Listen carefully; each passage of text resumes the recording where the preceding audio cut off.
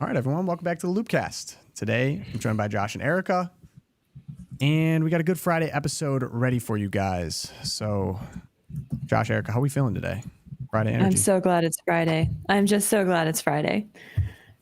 I love Fridays, especially summer Fridays. Yeah, I like Fridays, although, it's a heat wave up here, and I'm a Viking. I don't do heat. What did it? Did it tickle 80 in Petoskey? It got up to 88. That's enough to make you melt. Come on, I got a lot of this blubber here going on, so it's hot. Yeah. It's a hard time of year. It is. Well, Hey, hopefully everyone's staying cool. Shout out to everyone joining us here live in the chat. What's up? Second try with OBS. I appreciate the feedback I got in the episode, on the feedback you heard probably in your ears. I got a very well-meaning note from someone just saying audio was terrible. I was like, awesome. Thanks, man. Yeah. I was trying my best. It didn't work out. Hopefully we got some fixes in today. But do we have any women's boxing fans in the building, Josh? I know you're big. Man. Someone did call you out on your hatred of women's sports. Do you hate women's sports? She's not a fan, I guess. Who's she? I'm talking about you. Oh, me? Who said I was what? Fan of the show. Said you're not a fan of women's sports. She despises that. So what do you want them to not try? Well, I mean, there's the whole thing about girls boxing, and there goes your camera. See? How the heck is that possible? I will say this. All right, keep going. I think, obviously, Dom in the chat, Josh only likes women's soccer, right? Obviously. He knows me too well. I hate soccer. Girls sports, I think most of it's great, whatever. I mean, go for it. I think it's a good thing. My daughters played volleyball. They loved it.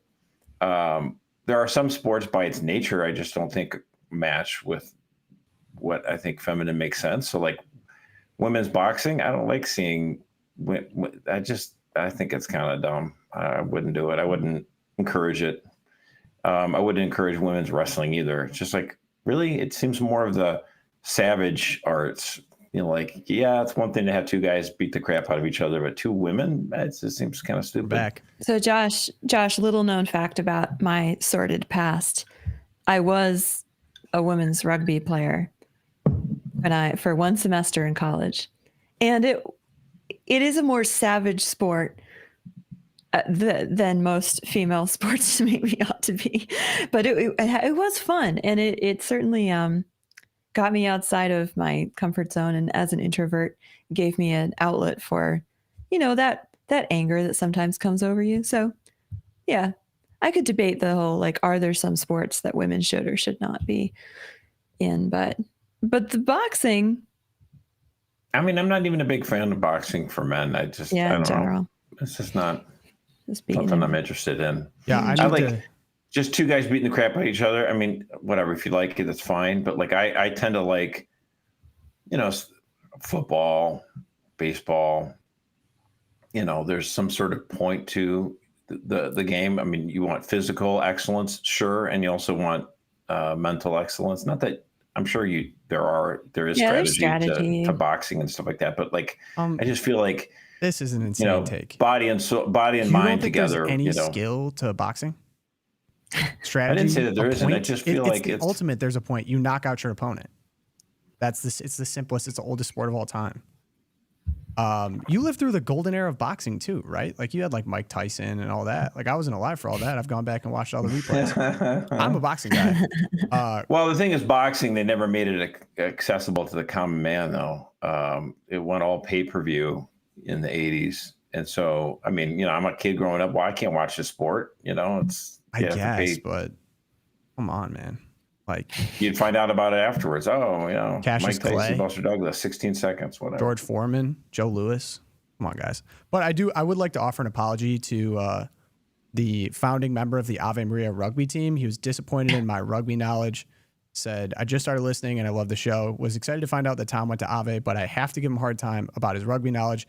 As one of the founding members of Ave Maria rugby team, class of 2012, I can't believe he didn't represent the rugby culture of the school.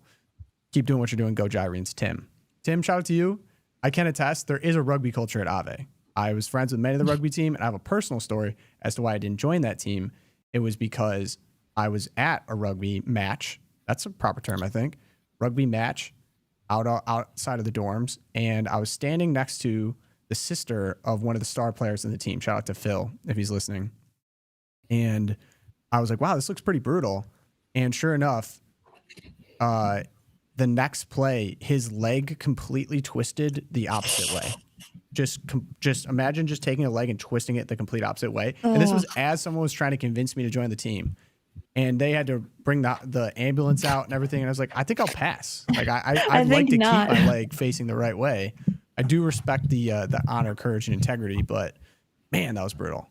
But let's get into some of the top stories here. And first off, if you guys are hanging out, leave us a like, subscribe, all those good things. But we have a little bit of an Olympic boxer controversy. So the two boxers at the center of this is an Algerian, Amain Khalif, and then Lin Yuting from Taiwan. Both were banned from the World Championship because of questions about their biological sex. So this is outside of the Olympics. And they were both allowed to compete in the Olympics because they have different governing bodies. And I saw a lot of people really take the bait on this on social media, I think. And I think they're getting this wrong, but I think they're placing the blame kind of on the wrong people here. But if I could give a quick summary, she was banned from international competition because she tested and had XY chromosomes. She had XX and XY chromosomes that they found during these tests. Now, it's a little bit weird because these tests were not made public, but were cited as the reason why they were not able to compete. And I know that I believe Amain started the appeal process, but then dropped it, essentially saying to me, okay, yeah, there's probably something to this. She has higher levels of testosterone, which gives her a competitive advantage against women. Now, you saw this on full force when she fought this Italian boxer who got in the ring, and I'm not even going to play the video, but I mean, just brutally beaten. No question about it. Clearly a power difference there. And she dropped out after 40 seconds because she's saying, I believe her, this is the hardest I've ever been hit in my life. So I think a lot of people and major political figures too were quick to jump on this, saying men shouldn't be competing in women's sports. But I have to slow down here for a second because it's literally punishable by death, illegal in Algeria to be trans. So this boxer Amain lived as a woman her entire life, clearly is like one of these 0.01% intersex conditions. And it now has come to a head, I think, because of the West, honestly, having insane policies that have just given into clear and obvious men competing against women in pretty much every situation. So we're not able to handle this one properly. That was my feelings, at least.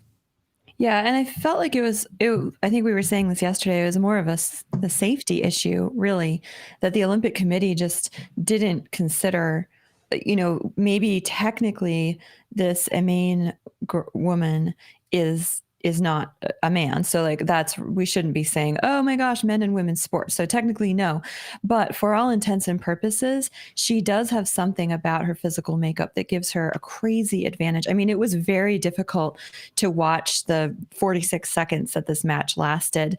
And even before the match, Angela Carini, the Italian competitor, I believe her coaches had been like, you should just not do this. You could get killed. And for the Olympic Committee to just kind of pass that over and just say, oh, well, she's technically female, so she can compete, when there are these very real conditions that affect a very, very tiny minority. And they should have protected the athletes better, I feel like, in this case. But yeah, there goes Tom's camera. I really case in point. It's like a thing now, Tom. We wait for it. I'll try it again. We should start taking a drink of coffee every time your camera goes off. It is just coffee, everyone. So with the case of this boxer, what it amounts to is she was born female and remained female, just that she had very high levels of testosterone, and that's why she was disqualified from international competition last year. Right. She is a woman, but she may also have some, you're saying Y chromosome 2? Yeah, there's some mixture, it seems. So she's still physically born female. Mm-hmm.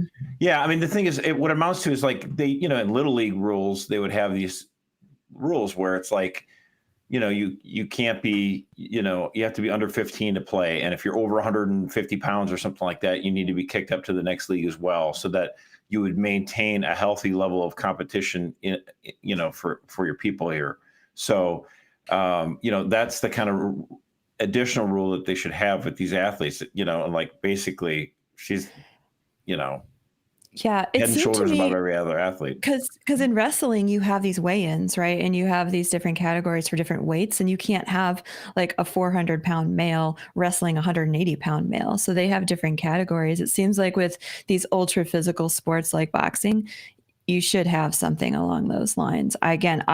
This is me, like total peanut gallery. I have no experience in boxing. I have no interest in boxing. Well, right. But I mean, it's just like one of those things where we have so much nonsense with regards to sexuality and gender ideology or whatever, so that we get our dander up, not for no good reason. I mean, I think we are extremely wary about how men are participating in women's sports. In this case, it looks like it is a woman, born a woman, who is just kind of, a genetic sort of abnormality where it's almost as if she's being artificially pumped with steroids, but that's just her makeup. And, again, I think what you're saying with wrestling makes sense. You can't have a 250-pound wrestler go up against a 119-pound guy. They have rules like that. So you have basically kind of a fair competition. So. Yeah, and I think part of the frustrating thing with this story yesterday was that we saw all over the Twitterverse, for those of us who are extremely online, we see all over the Twitter universe, all of these conservative groups jumping on this story and totally taking the bait.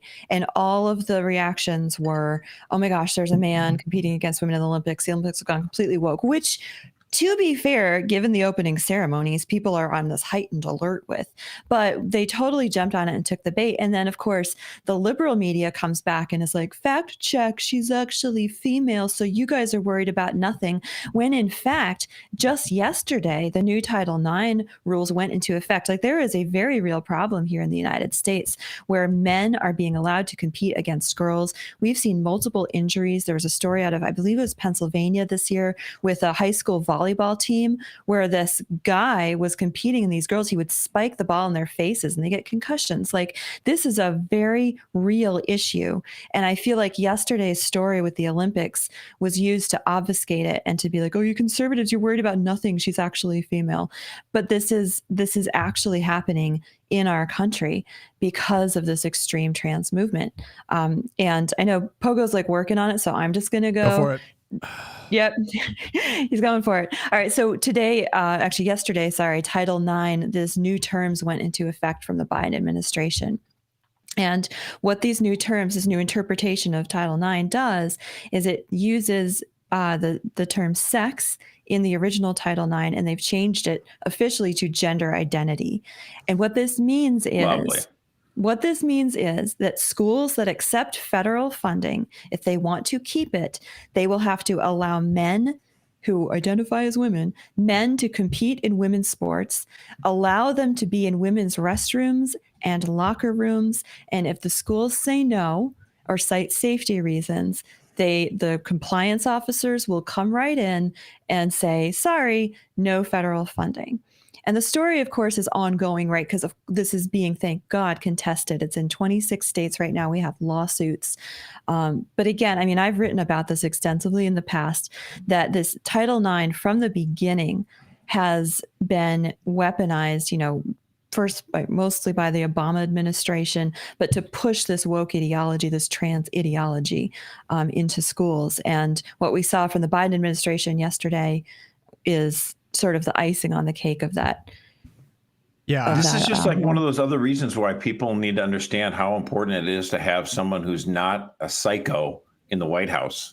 You know what I'm saying? I mean, it's like, in other words, it's like, I'm sorry. Is the Republican nominee somewhat flawed and not perfect? Yeah, I guess so. But he's not a psycho.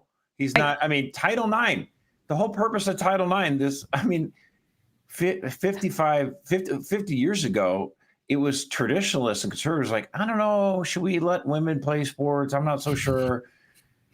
Who would have thought 50 years later it would be the conservatives saying, Protect yeah, women's actually, sports. if women are going to have sports, let them have sports, and let's get, I don't know, the dudes not playing in women's sports. And it'd be the liberals who are saying, no, we need men to be able to compete in women's sports. I mean, to me, the idea that some dude would get up in a dress and start competing with the girls, like, what in the world? What kind of crazy world It's is this? insane. Yeah, I mean, I can't remember. Like, obviously, I have a notorious camera issue, so didn't hear everything. There I go. I'm just gonna drop out and let you guys do the show. No, Pogo. We want to hear your melodious all voice. this work on the back.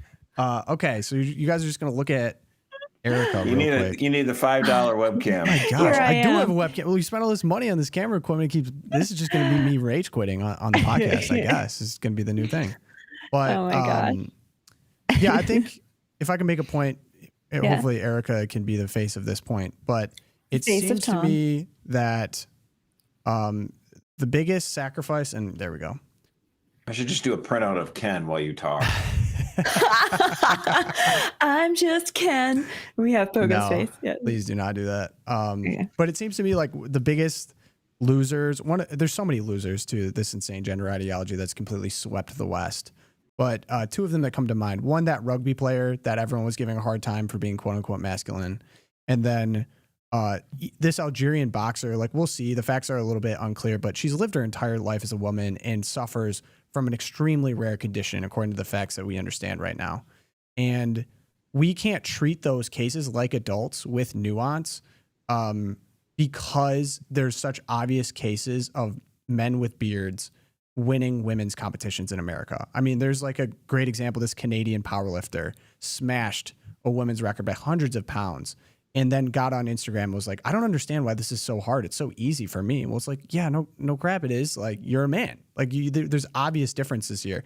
And because we've lacked adults in the room, these people have to suffer, right? Like, there's no reason that this person on testosterone should be fighting girls. It'd be the same as like someone juiced up on steroids teeing off on people not on steroids. Like, that's a competitive, nuanced, Oh, Lance competitive Armstrong, yeah. argument that we need to have to maintain fairness in sport. But how are we going to have that if the NCAA is letting people who are men swim against girls the next season and then make everyone pretend, share a locker room with them, all that thing? The thing that I'm not sure you said about Title IX, they'll pull funding if you do not let men in women's bathrooms because they have this new rule talking about gender discrimination is now a part of Title IX. So, of course, what's the legal terminology behind gender discrimination? Like, no one knows because there's 100 genders.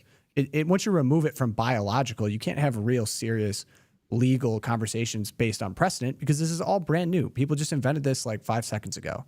So I don't know. It's tough for me to see people take the bait on it because I'm like, there's more to this than what lets on. Like, yeah, she's Algerian. She would be killed if she was living some kind of different life like this. But we can't because we're just not adults in the West right now. Like, we don't have adults at the helm. Yeah. And I think it's important for conservatives, the Trump campaign, to just keep putting eyes on this because it is, again, like all of this talk, like JD Vance is weird and you guys are weird for wanting to have like 3 kids and a small house and like just have a family and a life. And again, this is weird when you come to a point where the legal system is protecting this just again, like it's obvious to any 5-year-old, like the first thing that they ask when you're like, I'm pregnant, they're like, is it a boy or a girl? The first thing they ask when they see a new person or they decide is, oh, it's a he or a she.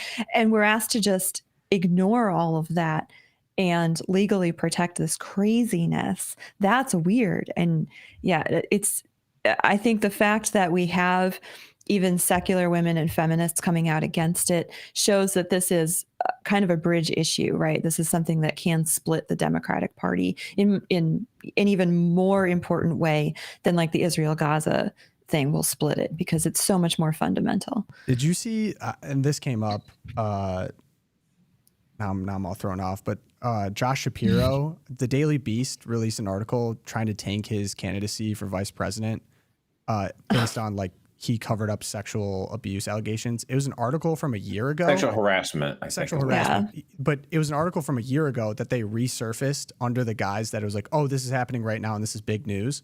And they changed the article 5 minutes after posting it to kind of like walk back from that.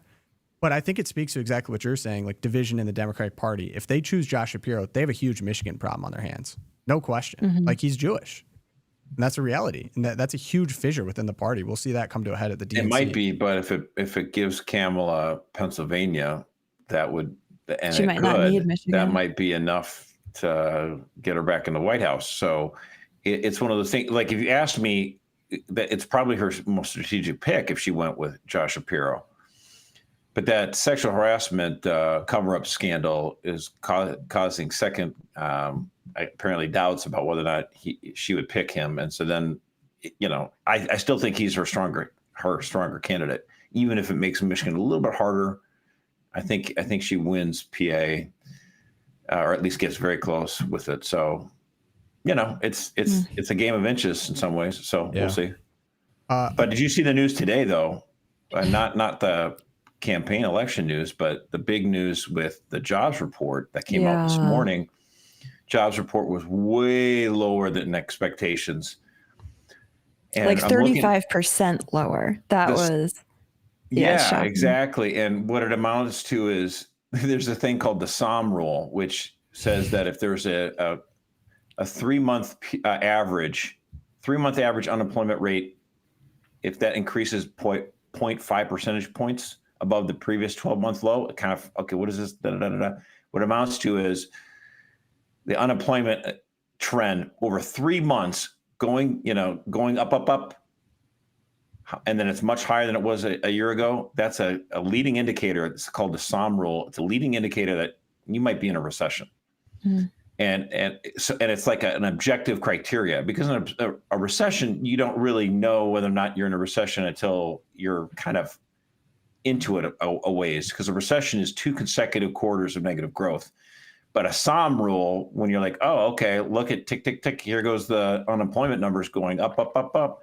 That usually means that, businesses are shedding jobs because they're trying to cut costs and things aren't going great.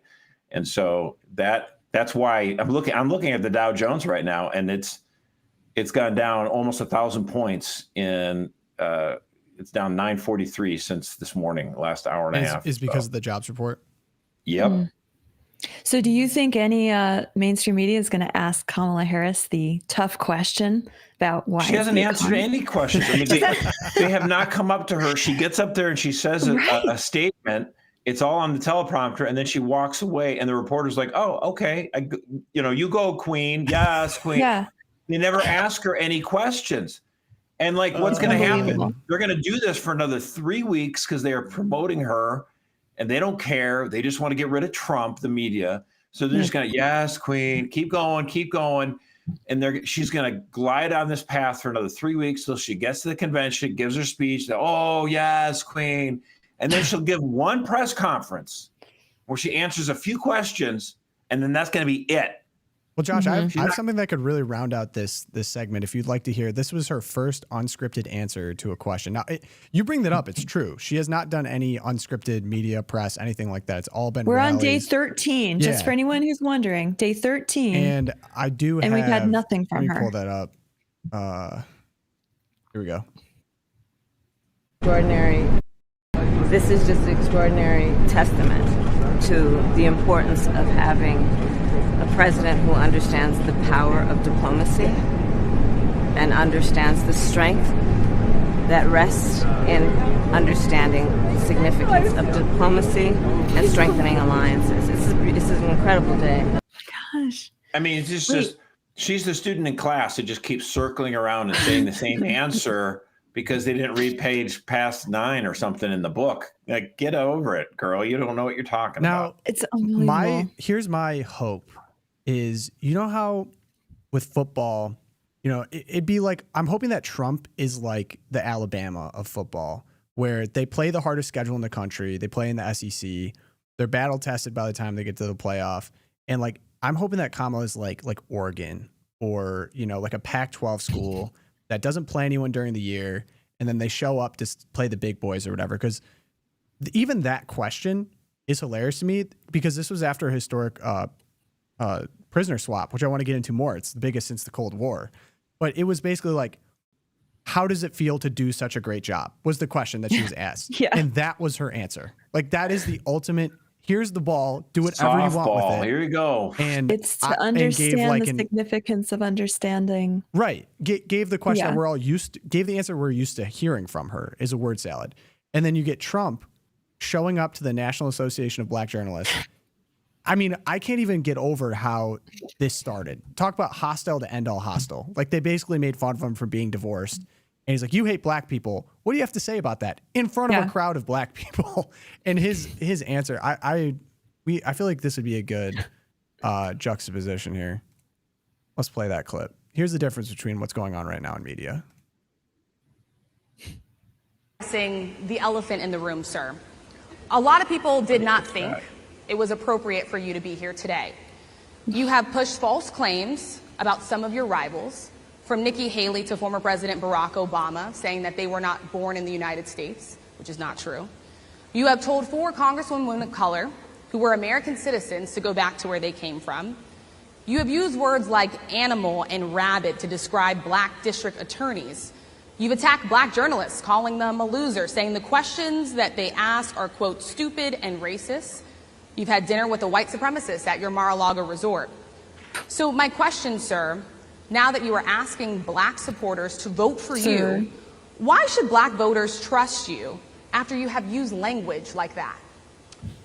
Well, first of all, I don't think I've ever been asked a question so in such a horrible manner. First question.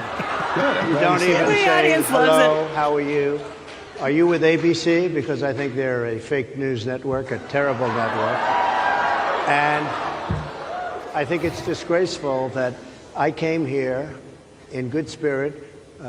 I love the black population of this country. I've done so much for the black population of this country, including employment, including opportunity zones with Senator Tim Scott of South Carolina, which is one of the greatest programs ever for black workers and black entrepreneurs. I've done so much, and and I say this, historically black colleges and universities were out of money, they were stone cold broke, and I saved them, and I gave them long-term financing, and nobody else was doing it. I think it's a very rude introduction. I don't know exactly why you would do something like that, and let me go a step further. I was invited here, and I was told my opponent, whether it was Biden or Kamala, I was told my opponent was going to be here. It turned out my opponent isn't here. You invited me under false pretense. And then you said, you can't do it with Zoom. Well, where's Zoom? She's going to do it with Zoom, and she's not coming. And then you were half an hour late, just so we understand. I have too much respect for you to be late. They couldn't get their equipment working or something was... Oh, my gosh. Oh, my gosh. Master response. You know what it reminds me of? That in Quebec, Canada, the conservative challenger Pierre. Well, it's not just in Quebec. Pierre Poilievre. He was for the Canadian leader. PM. He was challenging Justin Trudeau, and he would do this with reporters. The same thing. They would just ask these horrible questions, and he'd just be like, "You're being horrible. You're biased." And Trump just comes back at it. The best one at Pierre is he's eating the apple. Like, wait, he's eating the apple. When did I say that? I don't think I said that. Asking for quotes. I never said Are that. you sure?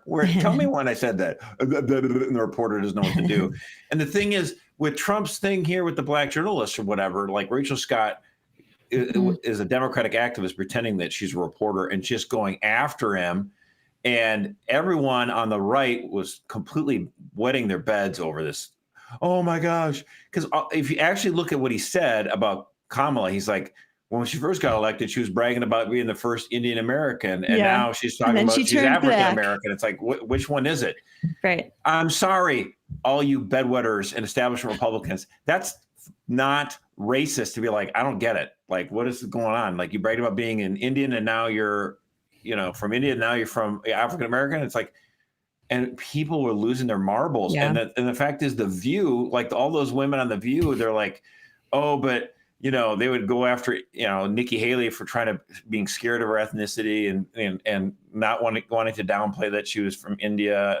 It's like you guys have double standards. I guess that's good, because then you have some standards. Like, you're so full of baloney. And this idea that it's just it's going to hurt him. He went off script. He should only focus about Kamala's record. Like, look, sorry. The fact is, Joe Biden emphasized that he wanted to pick somebody who was, a woman. And then after George Floyd, then everyone in the Democratic Party is like, wow, it really would make sense to pick a black woman because of the whole riots of George Floyd. It's like, if MSNBC, this is what my friend Stephen pointed out, if MSNBC says it, Biden wants to pick her because she's black and she's a woman, it's okay for the liberal networks to say that. And the conservatives are like, oh, well, why would you pick her just because she's a black woman? Oh, you're racist, sexist. Like, what? Like, you could say it's fine, but if we say it and kind of scratch your heads and say maybe that's not the best thing in the world, and you lose your marbles. Well, did you see what the AP said about it? No, tell me. Headline, analysis. Donald Trump questioning Kamala Harris's race shows he doesn't understand code switching. I think he understands it very well. What the heck that means? What the hell is that? I think he knows exactly what that means. So code switching is this interesting racial game where you change your language to conform with things that you think will perform better in certain crowds. And it's kind of like what you're saying. It's a little bit of a gotcha when it comes to race, because if white people change their language to conform to any other culture, that's racist. But when unless you're Hillary Clinton trying to get black voters in Georgia. But if black people do it to conform to, quote, white spaces, they're doing it because racism and the patriarchy. Because the whites are racist, right? Right, because the whites are racist. I keep forgetting that. Like, the answer is always, I'm wrong. I'm white. I'm male. But what I like about... Sorry, go ahead, Erica. I've talked too much. I was just going to say, I think that talk to me. I think that Trump knows exactly what code switching is, and he knows exactly what's going on. And look, we can keep pointing out the hypocrisy and the two-tiered system and all that.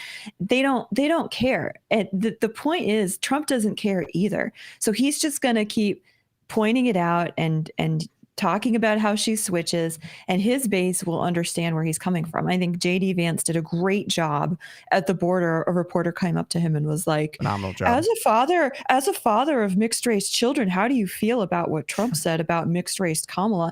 And JD Vance was like, look, anyone with a brain knows that what he was talking about was the fact that she's an opportunist and she doesn't care about the American people. She cares about her career. Yeah, there it is. We should just play this because, again, great response. By the way, I like his outfit.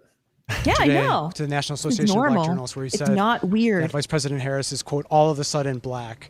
As a father of 3 biracial children, did those comments give you pause at all? They don't give me pause at all. Look, all he said is that Kamala Harris is a chameleon. She goes to Georgia 2 days ago. She was raised in Canada. She puts on a fake Southern accent. She is everything to everybody, and she pretends to be somebody different depending on which audience she's in front of. I think it's totally reasonable for the president to call that out, and that's all he did. I mean, look, she's running as a tough-on-crime prosecutor, even though she implemented open border policies. She's saying that she wants to support the police, yet she wanted to defund the police just 3 years ago.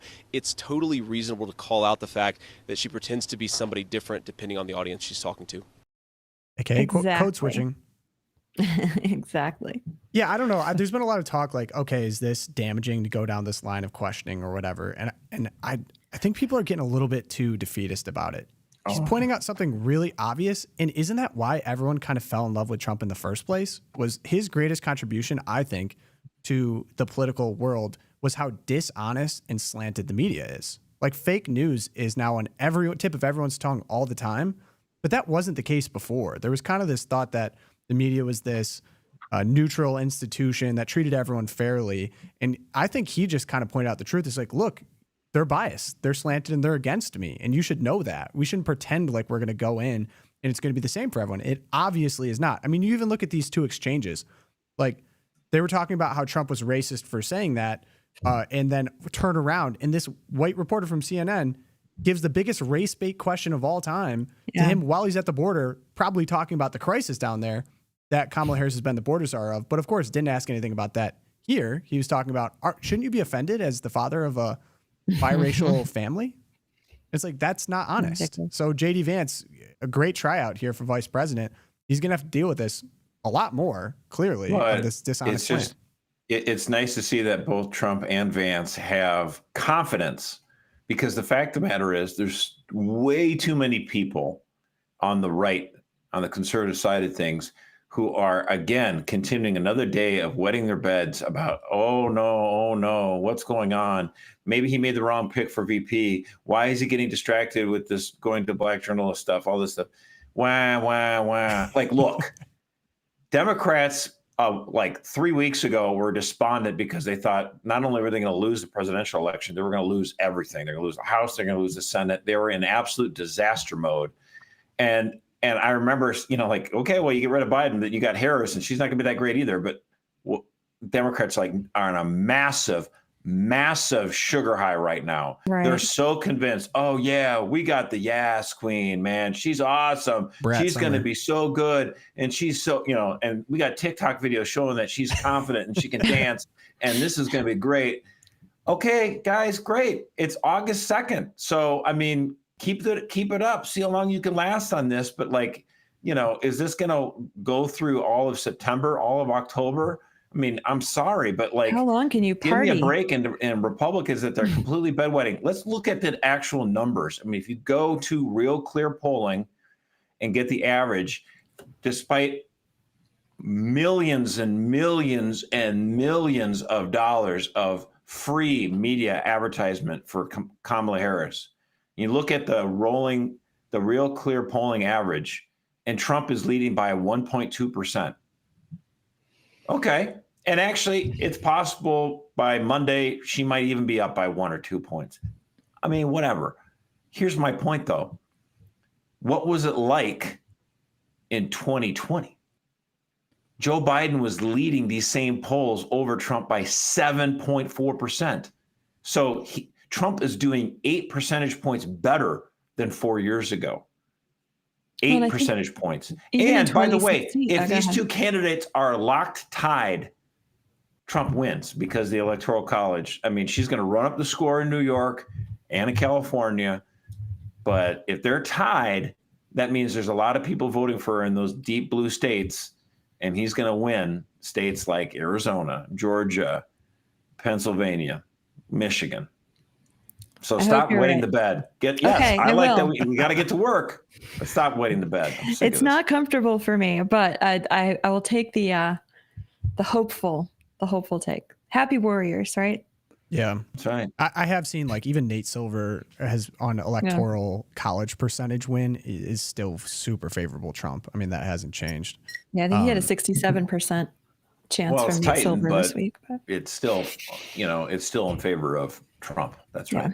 Yeah, and I think people, I hate the bedwetting, because people are forgetting why everyone fell in love with Trump to begin with. And so if I'd say let him attack, let him do his thing. It's clearly worked before, but as long as they're staying really solid on really hard issues right now. And so 2 hard issues that I've seen and I want to talk about. I'd like to go back to that historic prisoner swap here if I can. So Erica, I know you're big on the international front, so I'd love to get your 2 cents. But we had a 7-country, it kind of, not to make light of it, but it reminded me of a really complicated NBA trade, essentially.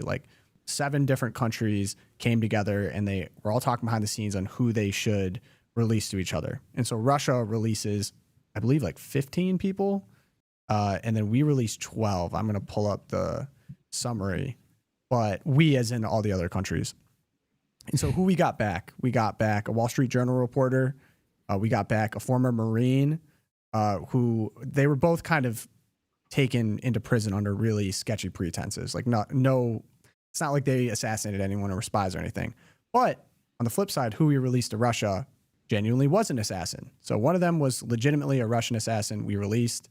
Another one was a spy. We have a couple of really high-level Russian operatives that we released from America, and some of these other countries released.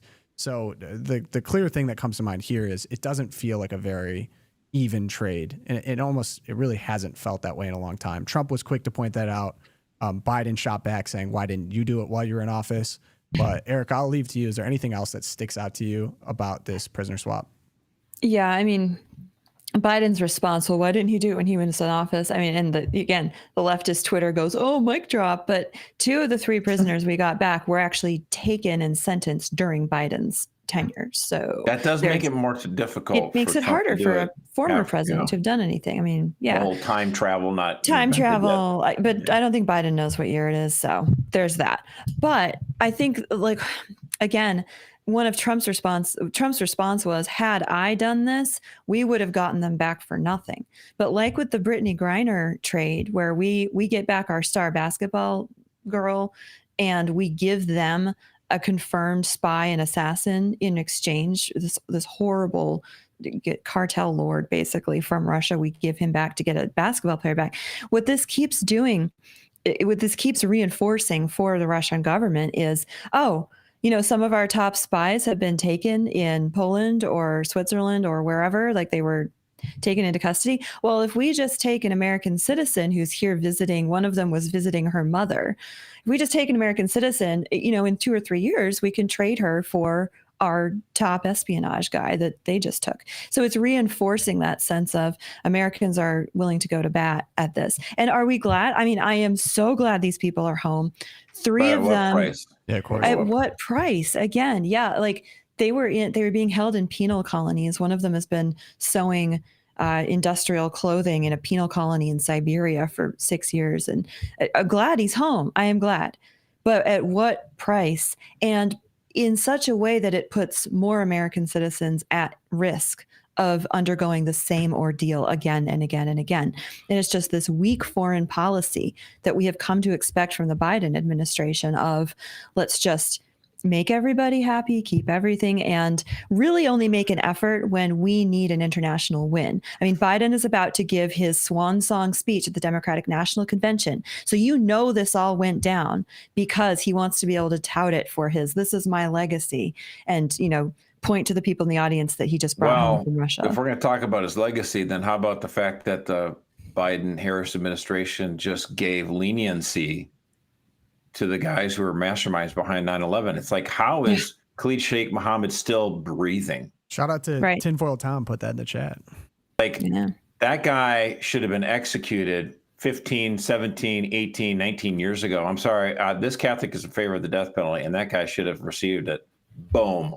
Lights out, brother. You kill 3,000 Americans in a terrorist act. So what was the deal with that? What do you mean leniency? Yeah, I mean, he made some sort of they made some sort of deal where it's like they'll cooperate so long as they took death penalty off the table. And so our beautiful administration, Joe Biden, way to go, buddy. Yeah, why not? It really does make me a little nervous to travel to Russia. I mean, that guy, the Marine that got taken over there, he got like a hard drive with pictures on it from a family member, I think. And they said, oh no, this has state secrets. We're locking you up and throwing you into a work camp. And it's like, okay, for America to get me back, they're going to have to release a Russian assassin. Like, I'm there for the other guy was a Wall Street Journal guy locked up. It's like, I'm doing journalism. It's like, okay, we'll have to release someone that assassinates people to get you back. Like, it doesn't make any sense to me. That's like, why are we treating them with kid gloves here? Yeah. To let a journalist out of prison? I'm not sure don't think. Yeah, but I mean, the Biden administration has just so weakened our standing on the world stage. Following up from the Israel assassinated 2, one was a top Hamas leader, one was a top Hezbollah leader, and they actually managed to get one of these guys in the Iranian presidential palace in Tehran. And Anthony Blinken goes on the talk shows in the aftermath, and he's like, we had no idea this was happening. We didn't know. But if Israel goes to war with Iran, we will absolutely join in any effort that they. And so he basically committed us to war with Iran on public television. And you're like, who is running things? We don't even Biden. Yeah, but I think the interesting thing about that was that Netanyahu came to the United States, gave the speech, got to lay the land with Blinken and Biden, and said, this is crazy. Just goes back home and goes, we got to toast some of these terrorists. We can't count on the United States. He visited Trump. I still think it's interesting that he went down to Mar-a-Lago. Yeah. It's like, we'll go talk to the people in the White House, and then we're going to Mar-a-Lago. It's like, what? Okay, so Erica, we want to give you this opportunity here. So Ballerina Farm has responded Now, we had a feeling this would be very popular in the Loop. I'm sure it is. So Ballerina Farms' sister, so Hannah Nealman's sister, actually commented on our Instagram post about it on Catholic Vote, which I thought was kind of interesting. Basically saying what we all pretty much knew to be true, that this was a total hatchet job from the Sunday Times. So I'll play the clip here if you want to get the response. Eric, I would love your thoughts. I've been waiting for this opportunity. Here we go. A couple of weeks ago, we had a reporter come into our home to learn more about our family and business. We thought the interview went really well, very similar to the dozens of interviews we had done in recent memory. We were taken back, however, when we saw the printed article, which shocked us and shocked the world by being an attack on our family and my marriage, portraying me as oppressed, with my husband being the culprit. This couldn't be further from the truth. Nothing we said in the interview implied this conclusion, which leads me to believe the angle taken was predetermined. For Daniel and I, our priority in life is God and family. Everything else comes second. The greatest day of my life was when Daniel and I were married 13 years ago. Together we have built a business from scratch. We've brought 8 children into this world and have prioritized our marriage all along the way. We are co-parents, co-CEOs, co-diaper changers, kitchen cleaners, and decision makers. We are one. And I love him more today than I did 13 years ago. We have many dreams still to accomplish. We aren't done having babies. We are excited for our new farm store to open, and I can't wait to see what the future holds for the rest of it. But for now, I'm doing what I love most, being a mother, wife, a businesswoman, a farmer, a lover of Jesus, and making meals from scratch. Finishing out with making meals from scratch flex. Is this the first LOOPCast getting ready with me video? I think it was. This is a historic moment on LOOPCast.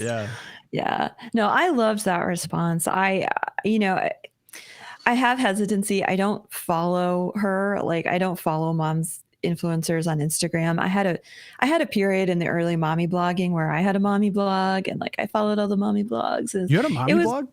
I did. Wait a second. I did. Didn't know about that. Can we dig it up? This is like Erica's confession. I played rugby and I had a mommy blog back in the early 2000s. It was called The Philosopher Mom. Whoa. For those of you who might remember. Is that like out there?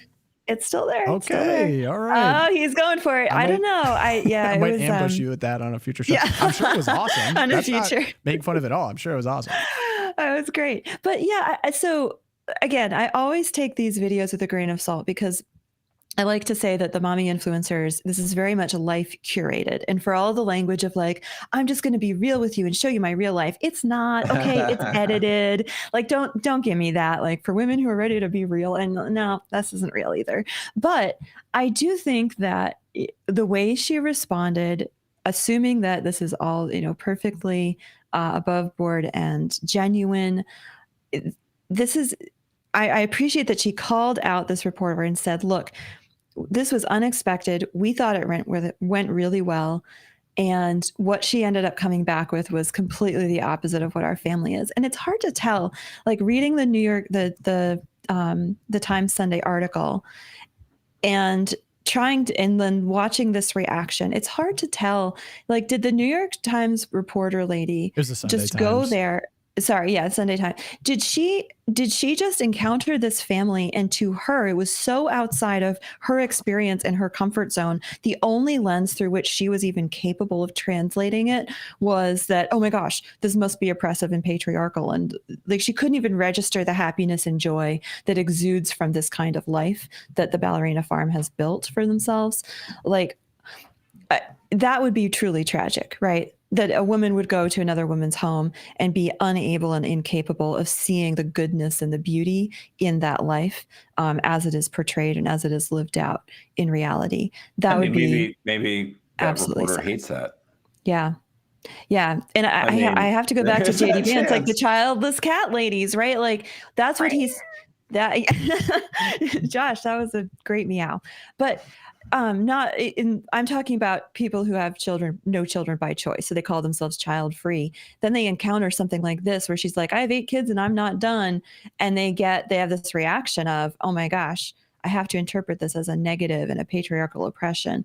But I thought the response was really beautiful. And she's like, my husband and I are one, we are co-parents. And that's my experience of this lifestyle that we've chosen, like to be open to life, to raise our kids in our homes, to find jobs that allow us to be home with our kids. That's what I've found, is that my husband and I are even closer. I'm just glad that she said what her husband told her to say. Yes, that's right. She did a great job. It's the same script Todd gave me to read to you all. Yeah, that's what ends up on the podcast. Yeah. Yeah. Is it bad? My takeaway from it was like, that is the sickest barn gym I've ever seen. Yeah, that was like the absolute dream. Such like, a girl if the podcast flex. gets like a couple 100,000 more subscribers, I could probably afford that, which would be sick. So share this around. I would love to build a barn gym. That's like the dream. And then her like little kids playing around in the equipment was the best. Yeah, that was pretty awesome. Yeah. I liked it. Okay. My favorite Mormon now. She's my favorite Mormon. Mormons, you know, big family oriented people. Mormons, strange beliefs. I'm still going to come out and say it. Love you guys, but you know, I don't know if we get planets when we die. Anyway, slide into the Twilight Zone now. Gosh. You see this guy? They had the in the Olympics or the different sports, and you know, they got all these fancy, like, you know, they're doing the shooting game, and they got all these fancy gear.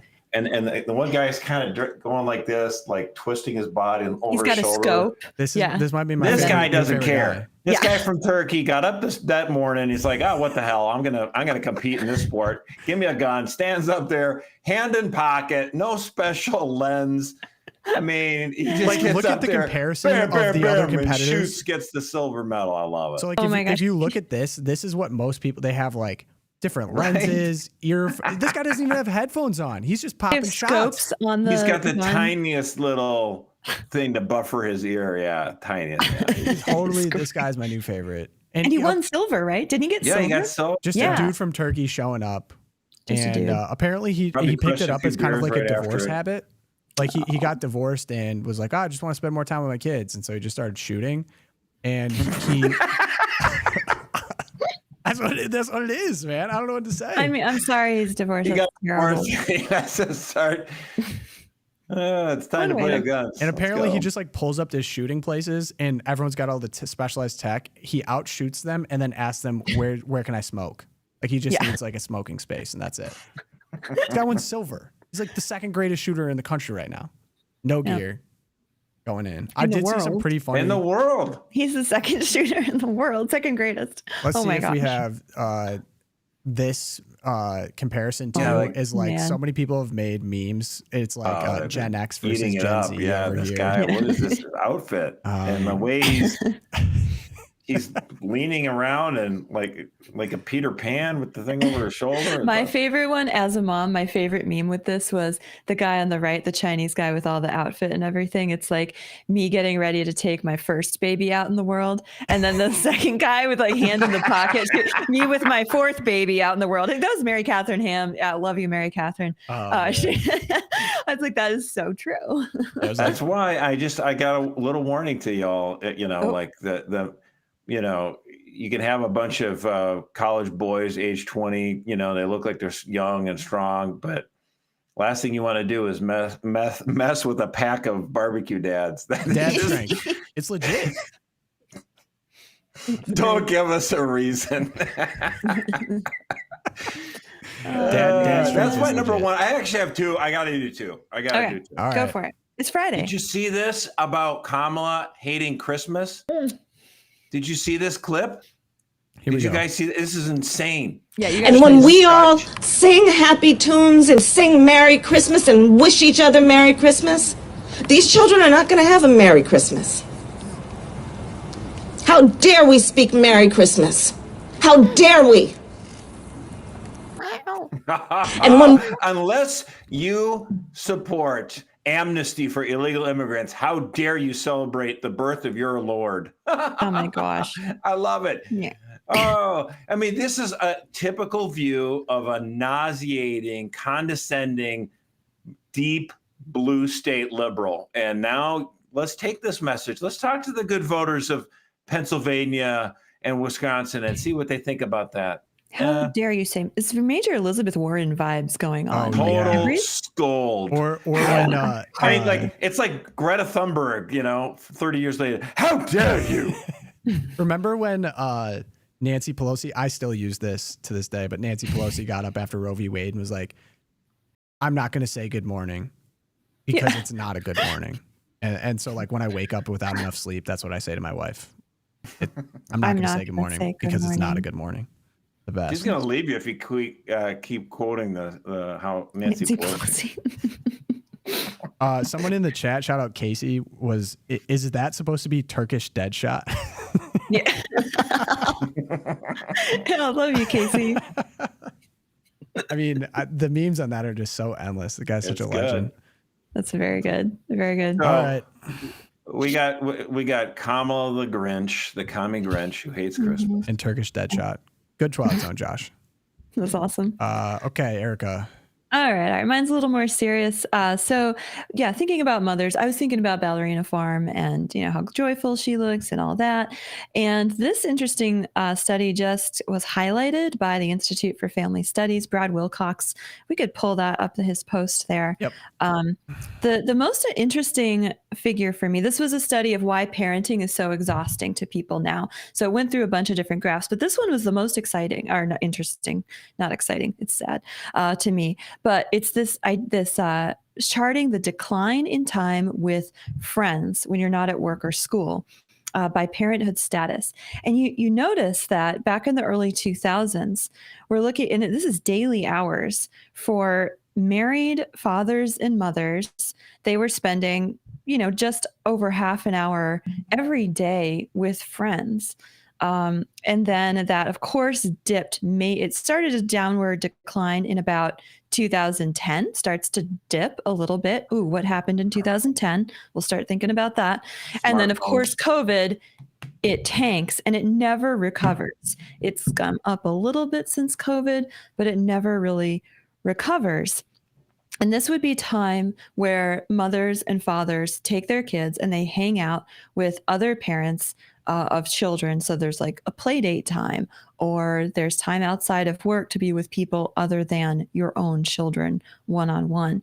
And this was really interesting to me to see, because I'm thinking about like the mommy influencers, and around 2010, you start to see that phenomenon of the parenting influencers online with the rise of Instagram, the rise of Facebook, and the mommy blogs are going full hog at that point. They're starting to decline. We get more into these influencers.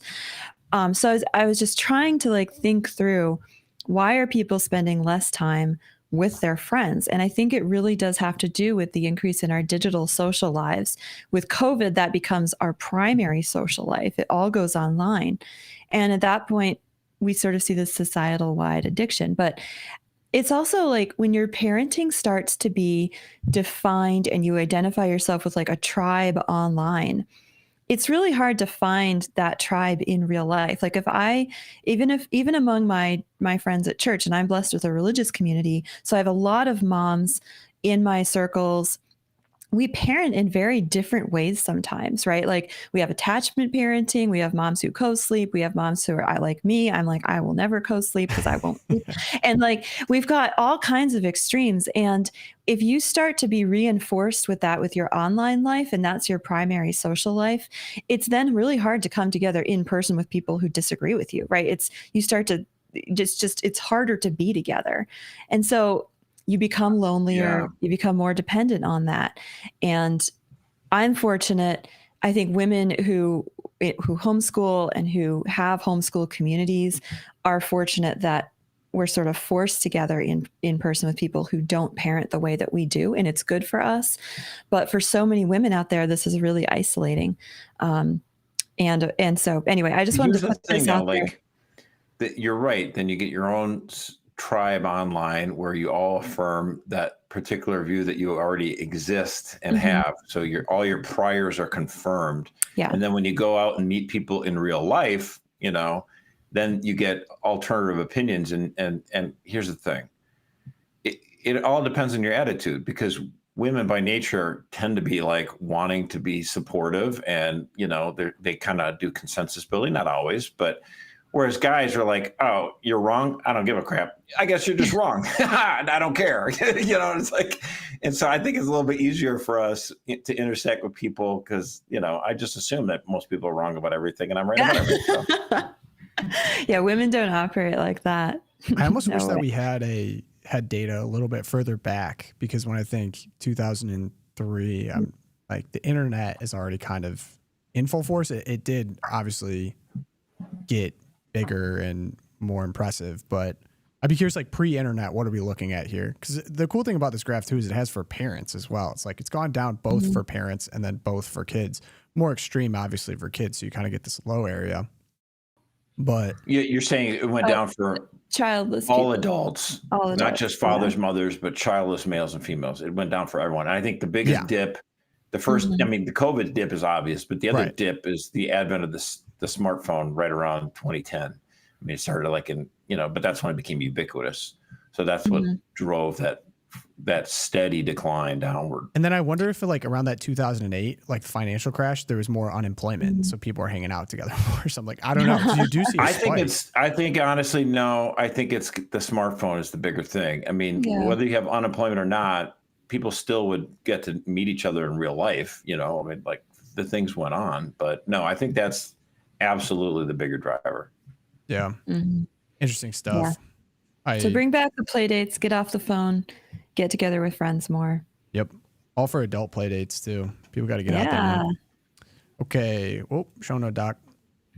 Here we go. So for my Twilight Zone, I was going to talk about code switching, but we already did. So mine is actually about an Olympics commercial.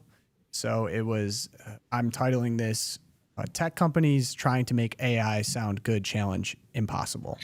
I'm yet to find a tech company do advertising for it that does not make it seem like we're going to live in a dystopian hellscape. I don't think it's hard. I think there's advantages of AI, but it definitely doesn't give me confidence in the people creating it because they keep coming out with these creepy commercials. So Google. Now, we might get in trouble. This is on YouTube. Google owned. So I'm not going to play the ad because they've been copywriting it everywhere in the shut off comments. But there's an advertisement they made about Google Gemini, which is Google's new AI product. And they used our girl, Sydney McLaughlin, sprinter for the U.S. team, devout Christian, very, very public about that, and very impressive sprinter too. Awesome. So it was the commercial was about a dad who was a runner and had a daughter, and his daughter wanted to start running as well. And so he said that her idol was this Sydney McLaughlin and that she inspired her to run. She's working on her technique. And it's like, okay, this is cute. Like, this is going in a nice direction. Like, I like how this is going. And they're like, and Google AI is going to help us so that she can get better at running. So they're like Googling some like running tips or technique tips. It's like, okay, good so far, good so far. And then they get to the point where it's like, and Gemini is going to help my daughter, who's like 4 or 5 or something like that, write a letter to Sydney McLaughlin. And so they're like, okay, cool. You have the AI. And all of a sudden it's like, here's a sample of the letter generated for Sydney McLaughlin. So we're just having the AI write the letter that is going to go to this sprinter. And I was like, I just thought for a second, I was like, wait a second, isn't the whole point that you would write that AI is going to write these personal inspiring letters to these athletes itself? You don't have to do that anymore. You don't even have to teach your daughter how to do it. You could just give them AI. And I wasn't the only one who caught this in real time. And I was like, that was creepy. I out loud was like, that was creepy. I would not like my children to have letters written for them to people that inspire them. Yeah. Like writing letters and learning how to verbally communicate your affection and your awe for someone. That's just a basic human, talk about SEL learning, right? Like social emotional skill. That if you're just saying to your 5-year-old, well, we'll have the computer do it for you, they're not going to learn to articulate anything. Like that's creepy. That is just like everything that is wrong with our educational system times 100. That's so bad. Yeah. Oh my gosh. Talk about stunting their growth. It's creepy. Let's have the computer write it for you.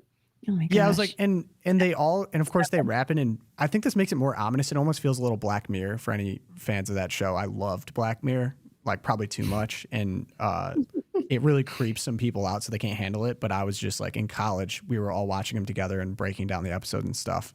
And the concept of Black Mirror is that it's kind of a near future scenario for technological advancements and how it might not necessarily be often not very good for humanity, basically is the summary. And the thing about Black Mirror that's like so unsettling, and especially in the earlier seasons, they have like creepy stuff happening, but the music is still kind of upbeat or nice, and they just like play with the mood kind of like that. And so it was kind of like that with this Google commercial where, oh, that's kind of heartwarming, or oh, the music's kind of nice and upbeat here. Like, this is inspiring. It's a little girl. And then they add the twist there at the second. And I know they didn't mean to do that. I'm sure they were just thinking like, man, we're going to keep with the momentum. But I was like, oh, that was unsettling. And then it just kept on going. Reached too far. With, the sprinter and whatever. I was like, Uncanny Valley. I was like, I'm a little creeped out right now. So whoever is doing marketing for these AI companies, you guys need to work on it. I don't know what's going on, but write your own letters, please. So, maybe my call to action is if enough people like this episode, I'll get a new camera because I am unbelievably frustrated. I've done so many different things with this camera. Fun. Someone said they should start a drinking game. I don't encourage that at 11 a.m. Maybe on some of our late night live streams, that would be more appropriate, but I don't know. I've tried so many different things. I've done the software update. I've got new equipment. It's crazy. So, if you guys leave some likes, maybe I'll get a new camera. Maybe I'll keep it for the memes. I don't know. Maybe we need a tip jar.